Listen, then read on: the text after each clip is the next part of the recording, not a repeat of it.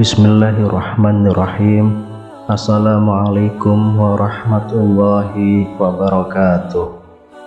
Syukur alhamdulillah kita bisa berjumpa kembali di channel ini. Sholawat dan salam semoga selalu tercurahkan kepada junjungan kita Nabi besar Muhammad Shallallahu Alaihi Wasallam. Allahumma sholli ala sayyidina Muhammad wa ala ali sayyidina Muhammad. Harapan dan doa saya untuk saudaraku semua yang sedang menonton video ini, semoga saudaraku semua selalu diberikan kesehatan oleh Allah, dimudahkan segala urusannya, dilapangkan rezekinya, dan diampuni segala dosanya. Amin ya rabbal alamin. Sahabat beriman yang dirahmati Allah, setelah malaikat Israfil meniup sangkakala yang kedua, seluruh makhluk hidup dibangkitkan kembali dan dikumpulkan pada satu tempat yang dikenal dengan padang mahsyar. Para makhluk itu akan dimintai pertanggungjawaban amalnya selama di dunia. Bagaimana keadaan manusia di padang mahsyar? Ada ayat-ayat Al-Quran hingga hadis Rasulullah Shallallahu Alaihi Wasallam yang dapat menjawab pertanyaan ini.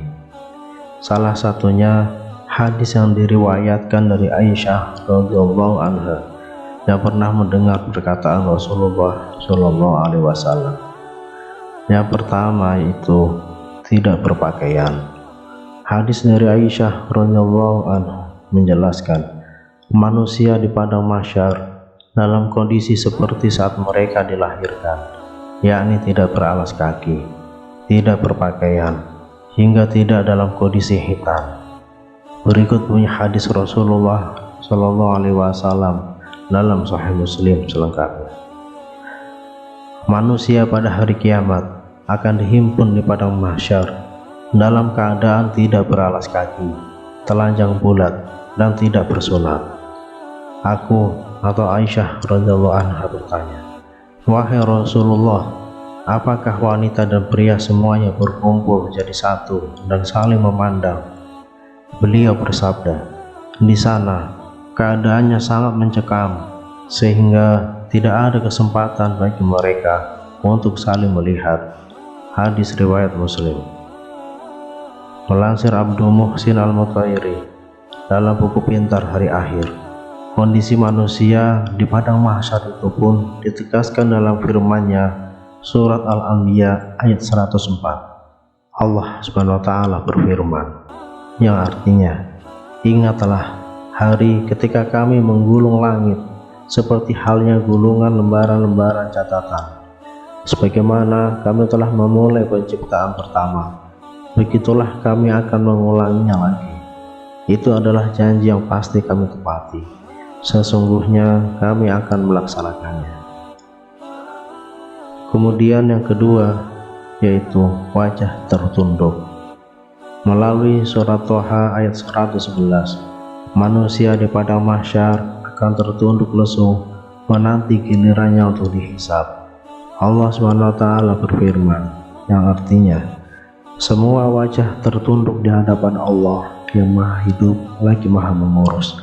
Sungguh rugi orang yang membawa kezaliman. Di samping itu, manusia saat itu digambarkan senantiasa dalam kondisi ketakutan dan berdegup kencang hingga matanya terbelalak. Mufradat lafaz Al-Quran menafsirkan mata terbelalak dalam surah Al-Qiyamah ayat 7 sebagai rasa takut yang mendera. Sementara kondisi ketakutan manusia itu digambarkan dalam surah An-Nazi'at ayat 8 yang artinya hati manusia pada hari itu merasa sangat takut. Kemudian yang ketiga, tidak berbicara. Di antara seluruh manusia yang dikumpulkan dari zaman ke zaman itu tidak ada yang berbicara sepatah kata pun saat di padang mahsyar kelak. Hal ini digambarkan dalam surah Thaha ayat 108 yang menyebut semua manusia hanya menaati perintah malaikat tanpa membantah.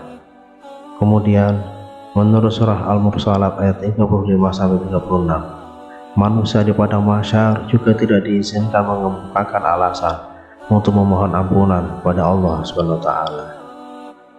Inilah hari ketika mereka tidak dapat berbicara. Mereka tidak diizinkan berbicara sehingga dapat meminta maaf.